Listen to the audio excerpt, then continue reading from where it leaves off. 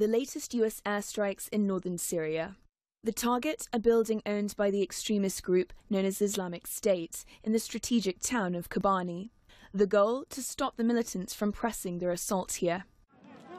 Islamic State's attack on the town has sent more than 100,000 refugees streaming across the border into Turkey in recent days. Kurdish forces have raced to the front lines to defend the town. The strike was part of a series of attacks carried out across Syria and Iraq. It comes as British fighter jets have taken to the skies for the first time. 2 Tornado fighter jets took off from here in Cyprus to gather intelligence. No targets were attacked. Denmark and Belgium have also joined the fight.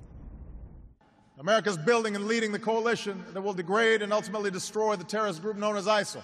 As Americans, we are leading, and we don't shy away from these responsibilities. We welcome them. Still, Mr. Obama has shied away from putting boots on the ground, but many believe it is inevitable.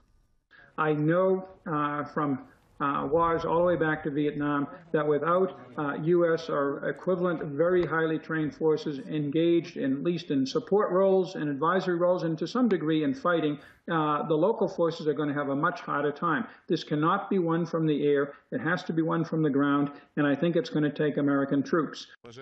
But not everyone is in favor of the U.S.-led intervention. Washington has openly declared its right to the unilateral use of military force anywhere to advocate its own interests. Military interference has become a norm. More than 1 million have been displaced here in Iraq. The country's people, Sunni, Shia, Kurds and Christians, have been divided.